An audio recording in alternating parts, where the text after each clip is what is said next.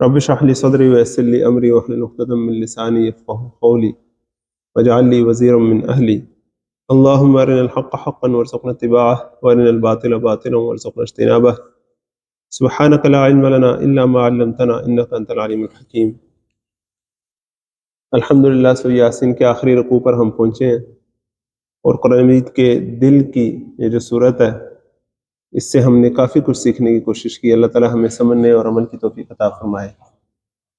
انشاءاللہ اس کے بعد ہم سورۃ کہف کا آغاز کریں گے جو ویسے بھی قرآن مجید کی بڑی خاص سورت ہے اور جمعے کے ساتھ اس کی خاصی مناسبت ہے اور موجودہ دور کے حوالے سے بھی اس کی بڑی خاص ضرورت ہے آپ کو مجھے. یاسین کا جو آخری رکوع ہے یہ آج کی دنیا کے جو بڑے انٹلیکچول مسائل ہیں ان کو بڑی سادگی سے حل کرتا ہے. قرآن مجید کا ایک سٹائل جو ہے بات کرنے کا وہ ایسا ہوتا ہے کہ اللہ تعالیٰ چونکہ انسان کو جانتا ہے، اسی نے پیدا کیا، انسان کے دل میں، اس کے ذہن میں، اس کی فکر میں کیا کیا وسوسے اور مغالطے لاحق ہو سکتے ہیں اللہ کو پتہ ہے. وہ مغالطے جو انسان کو خود نہیں پتہ اللہ تعالیٰ کو پتہ ہے. تو اللہ تعالیٰ ان مغالطوں کا، ان وسوسوں کا جواب دیتے ہیں. اور ایک ہے کہ میں آپ کے مغالطوں یا وسوسوں کا جواب دوں تو میں خود بھی کچھ مغالطوں اور وسوسوں کا شکار ہو سکتا ہوں، لیکن ایک ہے اللہ اگر ہمیں جواب دے تو آپ اندازہ کر سکتے ہیں کہ وہ کیا جواب ہوگا. اب آج کے جتنے بھی انٹلیکچول ایشوز ہیں ان کو یہاں بڑی خوبصورتی سے اللہ تعالیٰ نے ڈسکس کیا ہے. ذرا دیکھیے بسم اللہ الرحمن الرحیم.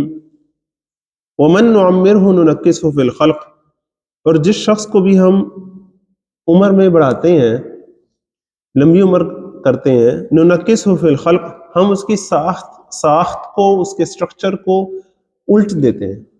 وہ دوبارہ سے پھر کمزوری کی طرف چلا جاتا ہے. بات کمزوری سے شروع ہوتی ہے اور قوت کو پہنچتی ہے اور پھر کمزوری کو پہنچ جاتا ہے، اور بے نامی سے شروع ہوا ہوتا ہے اور پھر بے نامی پر پہنچ جاتا ہے.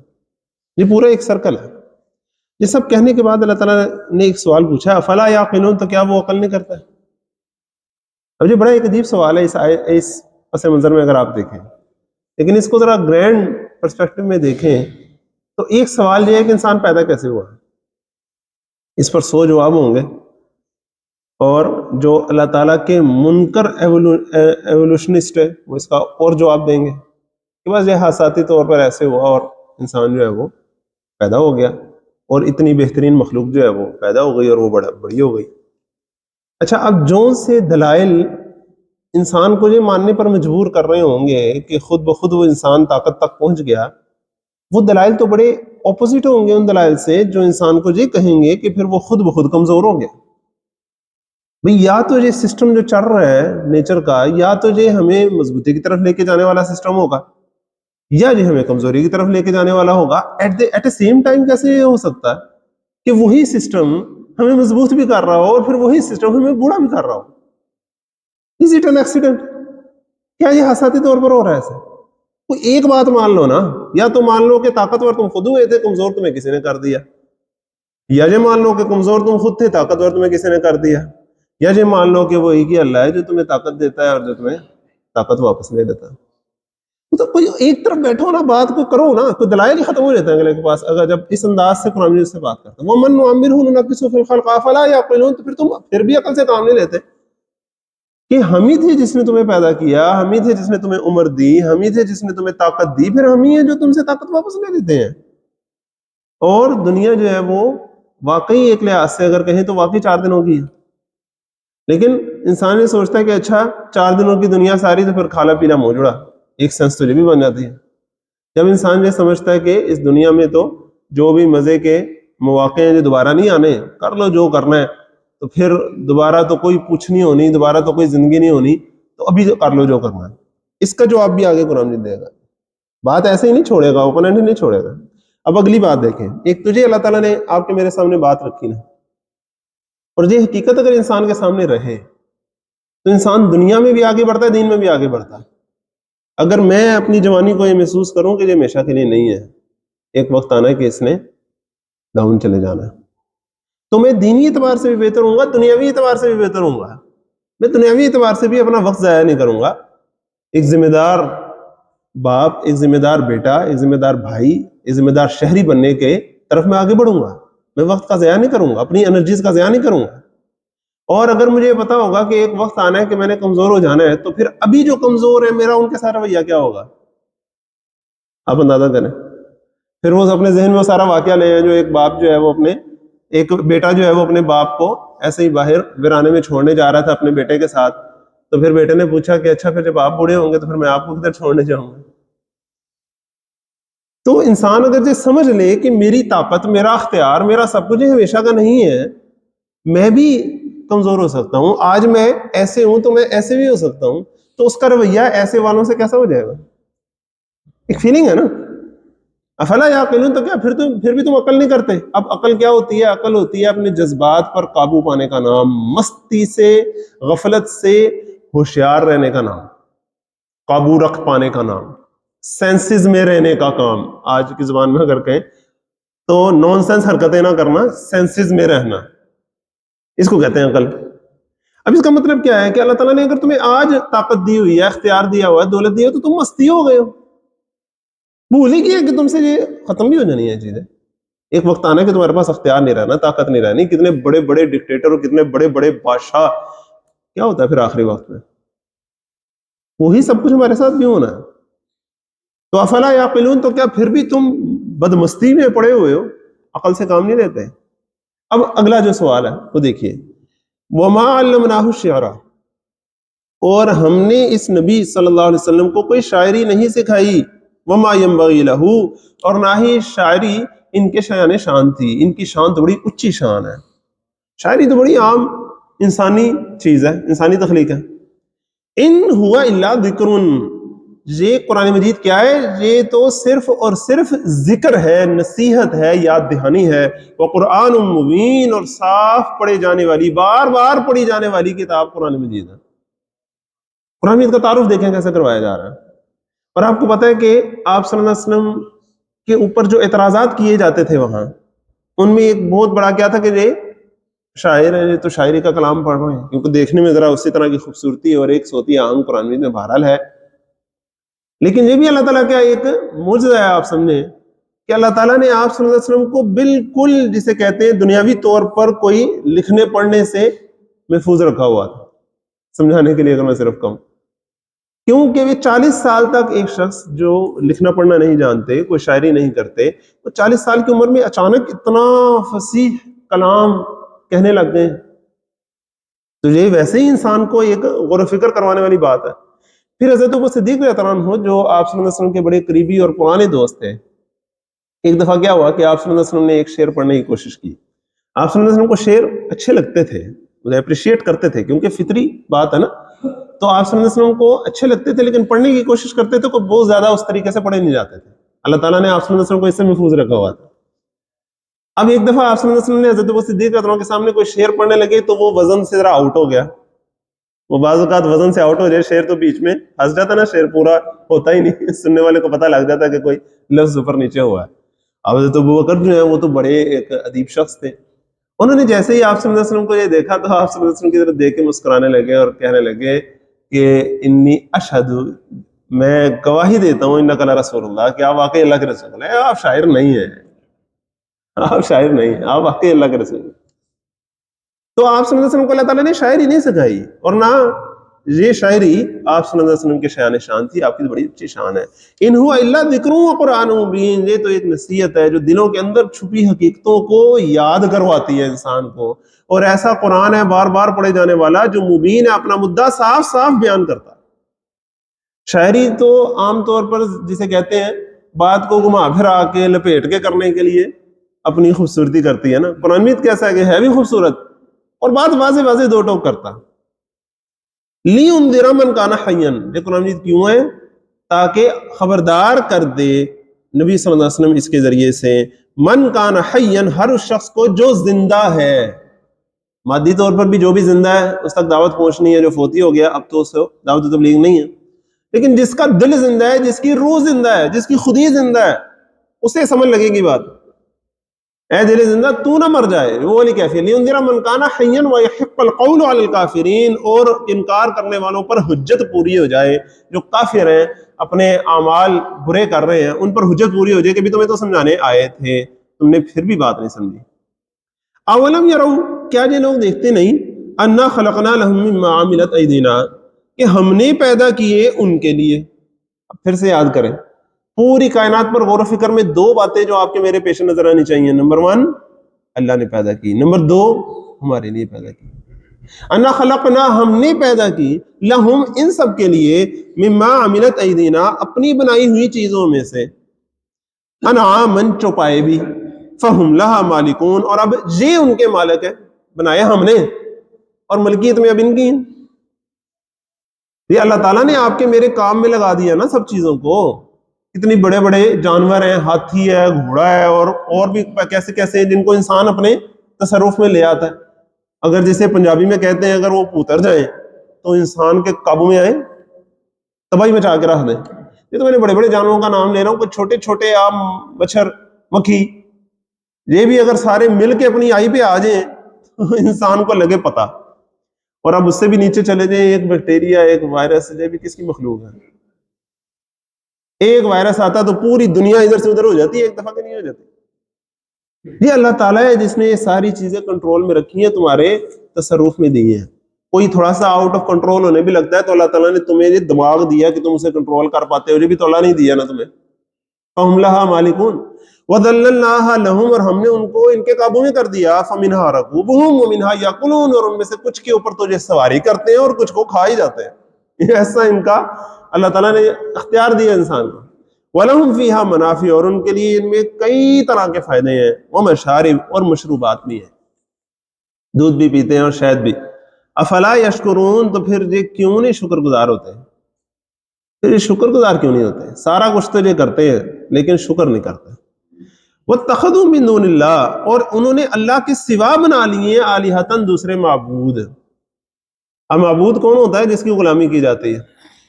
یہ کسی اور کی غلامی میں مست ہیں، چاہے فکری طور پر، چاہے معاشی سیاسی طور پر، چاہے معاشرتی تمدنی طور پر، چاہے فزیکلی، یہ دوسروں کی غلامی میں مصروف ہیں اور مست ہیں۔ انہوں نے دوسروں کو اپنا معبود بنایا، لعلہم ینصرون، اس امید پر کہ ان کی مدد کی جائے گی، کہ یہ ان کو بچا لیں گے دنیا کے معاملات میں بھی اور آخرت کے معاملات میں بھی۔ انسان نے کچھ معبود بنائے ہوتے ہیں آخرت کے معاملات کے لیے، یہ ہمیں وہاں چھڑا لے گا، اور کچھ معبود بنائے ہوتے ہیں اس دنیا کے معاملات کے لیے کہ یہ ہمیں ادھر بچا لے گا۔ ایسے ہی ہوتا ہے نا، معبود اسی طرح کے بناتے ہیں نا، چاہے وہ کوئی ملک کسی ملک کو بنائے، چاہے وہ کوئی بندہ کسی دوسرے بندے کو اپنا، جسے عام زبان میں کہتے ہیں نا، گرو مان لینا، پھر جو وہ کہنا وہ کرنا تاکہ یہ میرے کام آئے گا۔ لا یستطیعون نصرہم، وہ خدا، جھوٹے خدا جو انہوں نے بنائے، وہ ان کی ککھ مدد نہیں کر سکتے۔ وہم لہم جند محضرون، بلکہ یہ لوگ خود الٹے ان کے لیے حاضر باش لشکر بنے ہوئے ہیں۔ یہ کمال بات ہے، یعنی کہ انہوں نے جس کو معبود بنایا ہے نا، خود اس کی فوج بن کے اس کی حمایت میں اور اس کے خاطر سارے کام کرتے ہیں، اور سوچتے رہے کہ وہ ان کی مدد کرے گا۔ اب ذرا ابراہیم علیہ السلام کا واقعہ یاد کریں کہ کس طرح ان بتوں کے محافظ کون تھے؟ وہ بت ان کے محافظ تھے کہ وہ بتوں کے محافظ تھے؟ سوچنے والی بات ہے۔ یہ اللہ ہے جو حفاظت کرتا ہے اپنے ماننے والوں کی، اپنے بندوں کی۔ باقی سارے بھی جب کسی کی بندگی میں جاتے ہیں تو پھر الٹا اسی کی حفاظت میں لگے ہوتے ہیں اور اسی کے مقاصد پورے کرنے میں اس طریقے سے لگے ہوتے ہیں، اس کے مفادات کو پورا کرنے میں۔ ملکوں کی سطح پر دیکھ لیں، جب کسی زمانے میں بائی پولر ورلڈ تھی، ہم نے امریکہ کا انتخاب کیا ہوا تھا، تو امریکہ نے ہمیں کہاں کہاں یوز نہیں کیا، ہم خود اس کے مقاصد میں استعمال ہوتے رہے، ہمارا اپنا تو اس میں فائدہ نہیں تھا۔ جبکہ اللہ تعالیٰ بھی ہمیں کہتا ہے کہ میرے راستے میں کام کرو، کہتا ہے نا اللہ تعالیٰ۔ تو آپ یہ کہہ سکتے ہیں کہ ہم اللہ تعالیٰ کے راستے میں بھی تو کام کرتے ہیں، اللہ تعالیٰ کے راستے میں جہاد کرتے ہیں، لیکن اللہ تعالیٰ کے راستے میں جب ہم کام کر رہے ہوتے ہیں تو وہ اپنے ہی فائدہ ہوتا ہے ہمارا، اللہ کا کوئی فائدہ نہیں ہوتا۔ اللہ کے راستے میں جہاد کیا ہے کہ خود عدل و انصاف کے ساتھ زندگی گزارو۔ اب اس میں اللہ کا فائدہ کہ ہمارا فائدہ؟ اللہ کا فائدہ کیا ہے کہ فساد کو ختم کرو، ظلم کو ختم کرو، یہی ہے نا۔ تو اس میں اللہ کا فائدہ کہ ہمارا فائدہ؟ اللہ تعالیٰ جب ہم سے کام کرواتا ہے تو ہمارے فائدے کا ہوتا ہے۔ اللہ تعالیٰ بھی تو ہم سے زکوٰۃ کا مطالبہ کرتا ہے، لیکن وہ ہمارے ہی غریبوں کو جاتا ہے کہ اللہ تعالیٰ کو جاتا ہے؟ ہمارے ہی تو غریبوں کو جاتا ہے، ہمیں ہی تو جاتا ہے ایک لحاظ سے، ہمارے ہی گویا ایک جسم کا حصہ دوسرے جسم کے حصے کو سپورٹ کر رہا ہوتا ہے۔ اللہ تعالیٰ ہم سے رزق نہیں مانگتا، اللہ تعالیٰ ہم سے مدد کا طالب نہیں ہوتا، لیکن جو جھوٹے معبود ہیں ان کے سارے، جو ہیں اصل میں مخلوق اور معبود بنے بیٹھے ہیں، تو پھر وہ تو ان سے پھر سارے کام کرواتے ہیں اپنے مفادات کے لیے. یہ ان کی فوج بن کر سارا کچھ کرتے ہیں، ان کے لشکر بن کے سارا کچھ کرتے ہیں، بعد میں پتہ چلتا ہے ہمارے ہاتھ تو ککھ نہیں آیا، سارا تو اپنا فائدہ سمیٹ کے لے گئے. ایک حقیقی معبود صرف اللہ ہے جو انسان کو فائدہ دیتا ہے. فلا يحزنك قولهم، لہٰذا اے نبی صلی اللہ علیہ وسلم آپ کو ان کی باتیں پریشان نہ کریں، آپ ان کی باتوں سے زیادہ پریشان مت ہوں. انا نعلم ما يسرون وما يعلنون، یقیناً ہم جانتے ہیں وہ باتیں بھی جو یہ چھپاتے ہیں اور وہ بھی جو یہ ظاہر کرتے ہیں. ہم ان کی چھپی ہوئی پلاننگز بھی جانتے ہیں اور ان کی جو اعلانیہ ان کے سارے ایکشنز ہیں وہ بھی جانتے ہیں اور ان کا توڑ بھی جانتے ہیں. اولم یر الانسان، کیا کبھی غور نہیں کیا انسان نے؟ اب ہم سب انسان ہیں نا بحیثیت ہے مجموعی بھی اور انفرادی طور پر بھی. ذرا قرآن مجید آپ سے مجھ سے ایک سوال پوچھ رہا ہے کہ انسان نے کبھی غور نہیں کیا انا خلقناہ من نطفۃ، کہ ہم نے اسے ایک نطفے سے پیدا کیا. کیا اوقات تھی اس کی، کیا حیثیت تھی اس کی، نام لینا بھی گوارا نہیں. فَإِذَا هُوَ خَصِيمٌ مُبِينٌ، پھر یکا وہ کھلا جھگڑالو بن گیا. ویسے دیکھو اس کی جھگڑے، دیکھو اس کا تکبر دیکھو، اس کے پھڈے بازیاں دیکھو، اس کے فساد دیکھو کیا کر کے رہا ہے. ہر انسان ایک نطفے سے ہی بن کے اس طرح آتا ہے نا. اب دو بھائی اگر آپس میں لڑ رہے ہیں اور ایک دوسرے، کھلا جھگڑالو کا کیا مطلب ہوتا ہے؟ ایک ہوتا ہے کہ بندہ ہے تو جھگڑالو لیکن اتنا اپرنٹ نہیں ہے، ایک ہوتا ہے کھلا ہی ظلم پہ اتراؤ، دیکھنے والا کہ یار نری زیادتی، انسان یہاں پہ اتر آتا ہے. حالانکہ اپنی حیثیت دیکھے کہ کہاں سے وہ پیدا ہوا اور کہاں اس نے جانا ہے. جب عمر اس کی آگے جانی ہے تو کیسے اس نے واپس تخلیق میں چلے جانا ہے اور پھر مٹی ہو جانا ہے. تھوڑا سا وقتی طور پر جزوی سے اختیار ملتا ہے تو ایسے ہی آپ کو باہر ہو جاتا ہے. کبھی انسان نے غور نہیں کیا کہ کر کیا رہا ہے. اور وَضَرَبَ لَنَا مَثَلًا، اور ہمارے اوپر مثالیں چسپا کرتا ہے.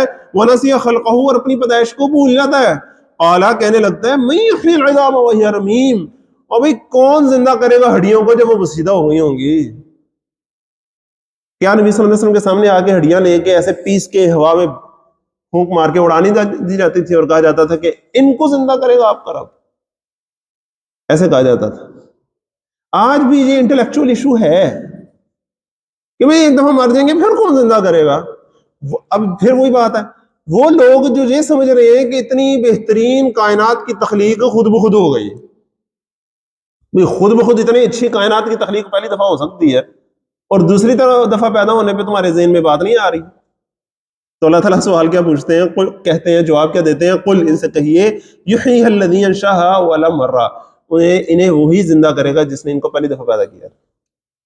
وَهُوَ بِكُلِّ خَلْقٍ عَلِيمٌ، اور وہ تو ہر تخلیق سے پوری طرح باخبر ہے. ایسا نہیں کہ اسے پہلی دفعہ پیدا کرنا آتا دوسری دفعہ پیدا کرنا نہیں آتا. دوسری دفعہ پیدا کرنا تو زیادہ آسان ہے ایک اعتبار سے دیکھیں تو، لیکن اللہ تعالیٰ کے لیے تو کوئی چیز مشکل ہے ہی نہیں جس کے مقابلے میں کوئی چیز آسان ہو. اللہ تعالیٰ کے لیے تو سارا کچھ ہی آسان.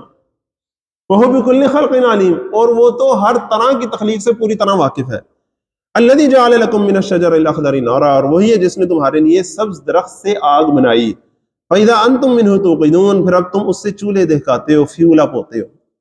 اب دیکھیں لکڑی سے اللہ تعالیٰ نے آگ بنائی، یا جس طرح وہ خاص ایک گھاس تھی جس سے جنگل میں آگ جلاتے تھے رگڑ کے، ان ساری باتوں کو بھی ذہن میں رکھیں. اور آج جتنے بھی اللہ تعالیٰ نے فیول بنائے ہیں آپ کے میرے لیے، یہ گیس، یہ تیل، یہ پیٹرول، یہ ڈیزل، ساری چیزیں کیا ہیں؟ آپ نے، میں نے بنائی. لاکھوں کروڑوں سالوں پہلے نیچے سمندر کی تہوں میں کوئی فیول تھے، فوسل، وہ ایسے کیا، انہوں نے ویسے کیا، اور یہ فلاں چیز بن گئی میرے فائدے کی تھی. یہ کس نے بنا دی؟ کس کو علم تھا کہ انسان کی یہ ضرورت ہے اور اس طریقے سے پوری ہونی ہے؟ یہ اللہ تعالیٰ کی دین ہے. اللہ تعالیٰ نے آپ کے میرے لیے پوری کائنات کو مسخر کیا ہے. اولیس الذی خلق السماوات والارض بقادر، کیا بھلا وہ ہستی جس نے آسمانوں اور زمین کو پیدا کیا اس بات پر قادر نہیں ہے علی ان یخلق مثلہم، کہ وہ ان جیسوں کو پیدا کرے؟ بلا، کیوں نہیں، وہو الخلاق العلیم، بلکہ وہی تو ماہر خلاق ہے، سب کچھ جاننے والا ہے. انما امرہ اذا اراد شیئا، اب یہ بڑی خاص آیت ہے جس پر آپ نے غور کرتے رہنا ہے. تخلیق کے جتنے بھی مراحل ہیں اور پوری کائنات کو چلانے کے جتنے بھی انداز ہیں اللہ تعالیٰ کے، اس میں شاہ ولی اللہ رحمۃ اللہ علیہ کہتے ہیں کہ اللہ تعالیٰ کے کاموں کے دو مین کیٹیگریز اگر آپ کر لیں نا، تو ایک عالم خلق ہے، ایک عالم امر ہے. عالم خلق میں جب اللہ تعالیٰ کوئی چیز پیدا کرتا ہے یا چلاتا ہے تو وہ کس طرح ہے کہ اس میں کوئی میٹر ہوتا ہے جس سے اللہ تعالیٰ کچھ پیدا کرتا ہے. انسان کو مٹی سے بنایا, کچھ ٹائم لگتا ہے اس میں, 9 مہینے لگتے ہیں بچے کے بننے میں, اور پھر آگے معاملہ چلتا ہے. اور کچھ پروسیس ہوتا ہے جس پروسیس سے وہ بچہ بنتا ہے, تخلیق ہوتی ہے. اسی طرح پھل بنتے ہیں, اسی طرح جانور بنتے ہیں, ساری تخلیق ہے اسی طرح ہے نا. کسی چیز سے کوئی چیز بنتی ہے, اس میں ٹائم بھی لگتا ہے, اس میں پروسیس بھی ہوتا ہے. تو تینوں چیزیں چاہیے ہوتی ہیں, مٹیریل بھی, پروسیس بھی اور ٹائم بھی. جبکہ اس کے مقابلے میں جو اللہ تعالیٰ کا عالم امر ہے, جس میں فرشتے ہیں, جس میں روح ہے, جس میں وحی آتی ہے, یہ اللہ تعالیٰ کن فیکون والا کام ہوتا ہے. انما امرہ اذا اراد شیئا, قرآن مجید میں یہ آیت خاص خاص مقامات پر آتی ہے. بے شک اس کی شان تو یہ ہے کہ جب وہ ارادہ کرتا ہے کسی چیز کا, ان یقول لہ, تو حکم دیتا ہے اسے کہ کن ہو جا, فیکون, تو وہ ہو جاتی فوراً سے. اسے نہ کوئی ٹائم لگتا ہے, نہ کوئی پروسیس ریکوائرڈ ہوتا ہے, نہ کچھ. یہی اللہ تعالیٰ کے عالم امر کی ساری جو الگ کائنات ہے پوری, جس تک سائنس نہیں پہنچ سکتی, کیونکہ سائنس اس سے بحث کرتی ہے نا, فزیکل لاز سے بحث کرتی ہے, وہاں تک نہیں پہنچ سکتی. نہ یہ آنکھیں اسے دیکھ سکتی ہیں, نہ یہ کان اسے سن سکتے ہیں. وہ الگ اللہ تعالیٰ کی ایک دنیا ہے. اور جو یہ تسلیم کرے گا کہ اللہ تعالیٰ یہ دنیا بنا سکتے ہیں ایسے ایسے قوانین اور رسولوں پر, اس کے لیے کوئی مشکل بات نہیں ہوگی کہ اللہ تعالیٰ وہ دنیا بھی بنا سکتا ہے, اور وہ بھی دنیا ہے. ہاں, اس دنیا میں جب بھی اللہ تعالیٰ کوئی اسٹیپ بائی پاس کرنا چاہتا ہے تو اللہ تعالیٰ کن فیکون کر کے کہہ دیتا ہے اسے. نارمل اصول اللہ تعالیٰ کا کیا ہے کہ آگ جلاتی ہے, شروع سے جب سے آگ بنی ہے آج تک آگ جلا ہی رہی ہے, ایسے ہی ہے نا. ایک وقت آیا اللہ تعالیٰ نے اسے حکم دیا, کونی بردم و سلام علی ابراہیم, میرے بندے پر ٹھنڈی ہو جا, سلامتی والی ہو جا. کون کا کون ہی مونس ہے, کہہ کے جب کن کہہ کے اسے کہا فوراً ٹھنڈی ہو, کوئی فزیکل لا نہیں اس کے اوپر پھر لگا. عام اصول کیا ہے کہ پانی اپنی سطح مار رکھتا ہے. ایک وقت تھا کہ اللہ تعالیٰ نے اسے حکم دیا کہ 2 ٹکڑے ہو جا. موسیٰ علیہ السلام نے اپنی قوم کو لے کے نکلنا ہے آزاد کرانے کے لیے. 2 ٹکڑے ہو گیا نا, دونوں پہاڑ کی طرح کھڑے ہو گئے, درمیان میں خشک رستہ بن گیا. عام اصول کیا ہے کہ ماں باپ دونوں ہو تو اولاد ہوتی ہے, لیکن اللہ تعالیٰ نے عیسیٰ علیہ السلام کو کیسے پیدا فرمایا؟ جن کو اس کے بارے میں کنفیوژن تھی, اللہ تعالیٰ نے کہا آدم علیہ السلام کو تو اللہ تعالیٰ نے ماں اور باپ دونوں کے بغیر بنایا تھا. اس میں اتنی پریشانی والی کیا بات؟ اللہ تعالیٰ کے لیے تو کوئی مسئلہ نہیں ہے, کن فیکون, دیٹس اٹ. تو آخری آیت پھر کیا ہے؟ فسبحان الذی بیدہ ملکوت کل شیء, بس پاک ہے ہر عیب سے, ہر نقص سے, ہر احتیاج سے, ہر کمی سے, ہر کمزوری سے, وہ ذات جس کے ہاتھ میں مکمل اقتدار ہے. اس وقت بھی پوری طرح ہر چیز اس کے کنٹرول میں ہے. ایسا نہیں ہے کہ اللہ تعالیٰ نے دنیا ایک دفعہ بنا تو دی ہے لیکن اب چل گئی ہے تو بس اب یہ چل رہی ہے, اللہ تعالیٰ کے اختیار میں نہیں ہے. اب نہیں, ایسی بات نہیں ہے. جب چاہے اللہ تعالیٰ اس کو روکے, جس کو چاہے روکے, جس کو چاہے چلائے, مکمل طور پر اللہ تعالیٰ کے اختیار میں ہے. ایک پتا بھی اس کی مرضی کے بغیر نہیں ہلتا. ملکوت کل شیء وإلیہ ترجعون. اور آخری اور سب سے اہم بات کیا ہے کہ اسی کی طرف تم سب نے لوٹ کر جانا ہے. اصل مسئلہ یہ ہے, جب یہ انسان یقین نہ کرنا چاہے کہ بھی میں نے کسی کے سامنے پیش ہونا ہے, اپنے نیک اور برے عمل کا بدلہ دینا ہے, جب یہ بات وہ اس سے آنکھیں چرانا چاہے نا, جیسا کبوتر بلی سے آنکھیں چراتا ہے, اس طرح وہ آنکھیں جب چراتا ہے تو پھر سارے جھوٹے بہانے بناتا ہے. نہیں نہیں, اللہ کوئی ہے ہی نہیں, یہ تو خود ہی ہو گیا, یہ تو ایسے ہو گیا, ختم ہو کے پھر تو ختم ہو جائے گا, پھر کون زندہ کرے گا. سارے 100 بہانے بناتا ہے وہ, کیونکہ یہ اصل میں ماننا ہی نہیں چاہتا کہ امتحان ہے جی, اور میں نے پیش ہونا ہے. اصل بات یہ ہے جو آپ کے میرے پیش نظر آنی چاہیے. اللہ تعالیٰ ہمیں اس کا یقین نصیب فرمائے. آمین ثم آمین. میں پھر بتاؤں کہ انشاءاللہ اگلے سال جب ہم دوبارہ شروع کریں گے جمعے کا, ابھی میں مہینے کے پہلے 2 اتوار آتا ہوں انشاءاللہ, تو امید ہے شاید اگلے سال ہی ملاقات ہو آپ سے. تو سورۃ کہف کا آغاز کریں گے ہم انشاءاللہ, جمعے کے لحاظ سے اس کی خاصی مناسبت ہے, تو وقت پر تشریف لانے کی کوشش کریں.